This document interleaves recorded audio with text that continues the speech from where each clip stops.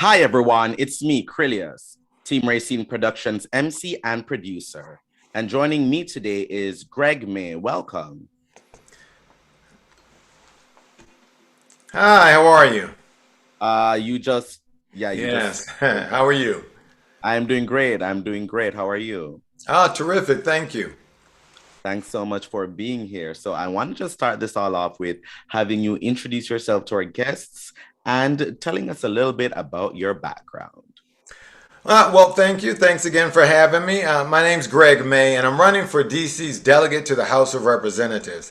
I'm a DC native. I've been in the area, of course, since a child, and what that meant to me is that early on I thought I'd be able to vote. And to this day, I still can't vote for any representatives. I have a wonderful wife and adorable 8-year-old daughter. Well, she'll be 8 in another week, so we're celebrating that. And I've always been interested in politics. I used to, even back in the day, work with Mayor Barry's administration. Even as a child, I did junior achievement and things like that. But I eventually started working in the Office of the Mayor Youth Affairs. Currently, I have a couple of businesses. I have a regular business and a nonprofit.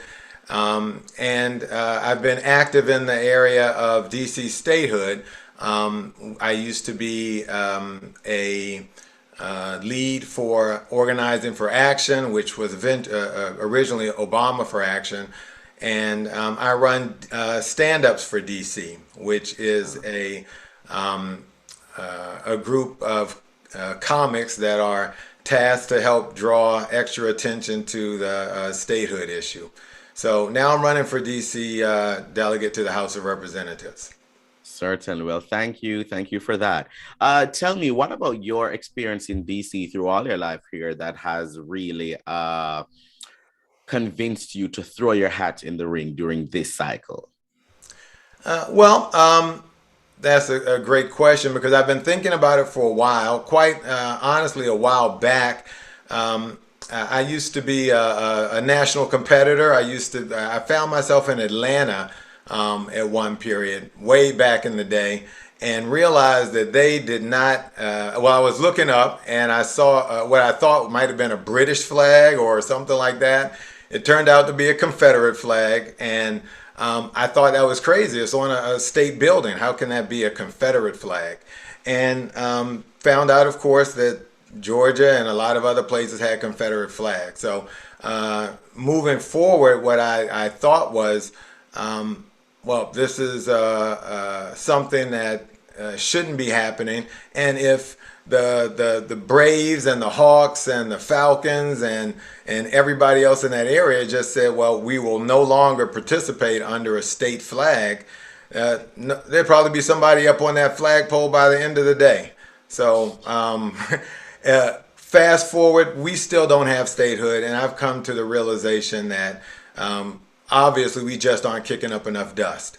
I think we have the potential to make this a much different type of struggle than the way we've been going about it. So I think the final pin in this decision for me was I found that when the first wave of impeachments or attempt of impeachments for President, I hate to say the name, 45 was was going through, there were a lot of politicians that thought, well, we shouldn't try this because it'll backfire and things like that. I found out our representative was in that category. She wanted to, let's it's not worth it. Let's wait another 2 years and we went past the office and pretty much were ignored. I went past with need to impeach, and found out that the interest for impeaching was not there. It seemed that a lot of our politicians try to make everything in the realm of politics, and I just saw that as something that should have been pursued as the law enforcement aspect of that job. And to let it go is to, in a sense, say, well, I won't let the bully take my lunch money next time. Um, if you think that you're going to win without any pushback 2 years from now, allowing that type of momentum to build, I think that's a horrible strategy. So ultimately, I decided that we were going to need to take a different approach to statehood.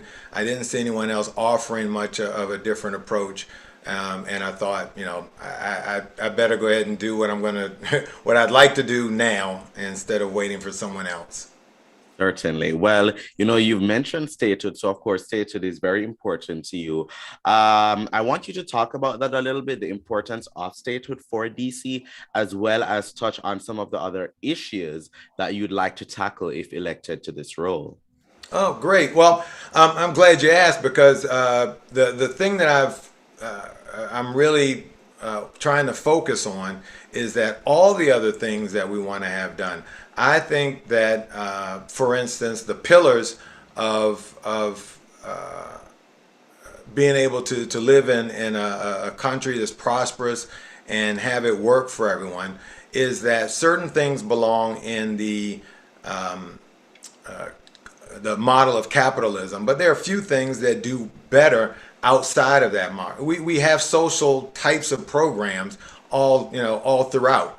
I think a lot of times people start to get sidetracked thinking that everything's a giveaway. But in fact, what it actually is that we should be working with our government, pooling our resources so that we can do things collectively that we can't do as well individually. We should be purchasing where we can wholesale instead of retail. And to that end, we could pool our resources and provide universal health care, housing opportunities, education. Those are the fundamentals that gives everyone an equal chance to achieve in our country. Now, we can't pass a lot of those things simply because they can't make it through our Congress. So if DC were a state, we wouldn't be mired in the pretend 50-50 split that the minority has kind of gotten us to buy into, thinking that these things aren't popular. They are vastly more popular than the proposals that the other side puts forth, but the only problem is we can't get it through, and one of the main reasons why is because voter suppression is one of the main things that's built in to our country that makes it seem like we have a democracy when we really don't. Electoral college, things like that, skew the power towards the minority. DC statehood would break that completely. Now all of a sudden they would have to consider policies that are attractive to the majority, because the fact of the matter is the only reason it seems like we can't get those passed is because we're not allowing a state's worth of people to vote. So I think that's the linchpin. And if people can't see that, can't tell the difference between what representative democracy is and is not, how can we expect to hold on to what we do have? So yeah, that slippery slope that people see us on now, DC statehood, I think, is ground zero for that battle. And if we could take care of that, everything else, all the rest of the dominoes would fall. And what makes you the best choice for voters? Well, I think I'm uniquely qualified in that everybody has their own life experiences. I think my experiences of business experience, problem solving, creative problem solving, I think, is the main thing, especially if you're a small business. You don't have unlimited resources to throw at things, so you do have to figure out how to get things done. And I have a background in competition where I think that I have a different mindset. Again, the whole idea of well, I don't think we can win this battle, so let's not do it this time. I think was something that was just mind-boggling to me. Someone told me once that, oh, we shouldn't, if you were in court or if you had if you wanted to prosecute something, you would never take it to trial if you didn't think you could get a conviction. And I asked that person, well, is the problem that you don't think your case is strong enough, or the court is corrupt? And if it's the latter, don't you think that needs to be addressed? You can't let that keep going and then eventually, the first time it comes up, well, that's the first offense. You want to have it on record way back here, so that going forward you can at least incrementally move the in the direction that you need to move. So I think the judgment, the competition, the competition approach, and the business approach is somewhat different than what we see a lot of politicians doing now. And I have to say there has to be a certain amount of courage, political courage. I think if you're worried about whether you're going to win the next election or trying to get reelected, that you can't see what's right and what's wrong. You can't take an approach that's courageous when you think that's the right thing. Then you really shouldn't have that type of job. It's too important to everybody. That's true. That is true. Well, thanks so much for sharing that. When does voting begin for this particular position? Well, I'm in D.C., so the primaries are our main, is the general election for us. That's June 21st. Um, I think D.C.'s wise enough to have Democrats almost throughout. So if you win the Democratic nomination, then you're pretty much good to go in the general. Not to say, oh, one of my strategies is that I'd like to, after tying up the primaries, is to spend that time between the primaries and the general running against other opponents that are hostile to DC statehood. I wouldn't need at that point to spend as much time, pushing back against our Republican nominee. So I'd like to spend that and the rest of my time in office campaigning against those who are hostile against representative democracy.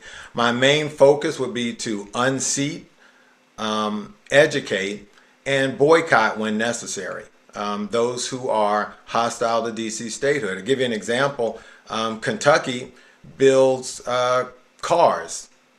That's one of their main exports. DC purchases a lot of cars.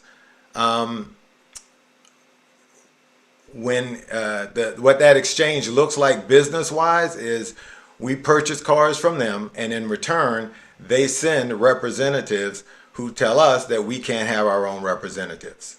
So whether it is effective to boycott them or not, at least everybody has skin in the game. It's not going to be a matter of us waiting another 2 years all by ourselves for a perfect storm and a blue moon and all these other things to align. Other people will wait with us, and if that economy is dropping a couple of points over those years, that everybody would have to decide if it's worth keeping DC citizens from voting or not. Now that it's a pocketbook issue for them as well, and I think we've again seen, with the Trump era, if there are no consequences, people will just continue to do what works best for them. So that's my main platform, and everything else I think after that will follow with DC being a state.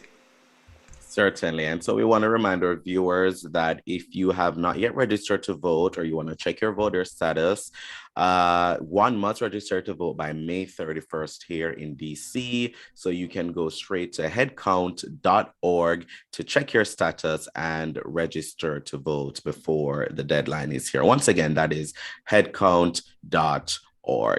Now, Greg Maye, how can people follow you, keep up with you, support your campaign, and all of that? Well, thank you. June 21st will be the primary. So that was the ultimate answer to your question. June 21st will be the primaries. That is the main thing. We'll need to finish up our petition that we need to get on the ballot. So if you'd like to sign up for that, get me on the petition officially. That's what everyone does as the first stage. All of those things, supporting, chipping in, volunteering, can be done at gregmaye4dc.com.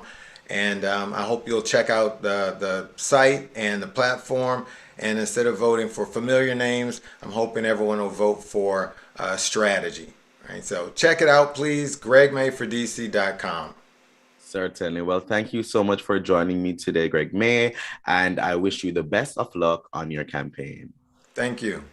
Thank you so much. And to our viewers, please follow Team Racing Productions on all forms of social media.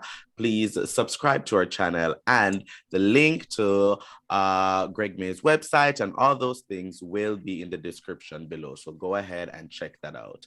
But most of all, thank you for watching. Bye, everyone.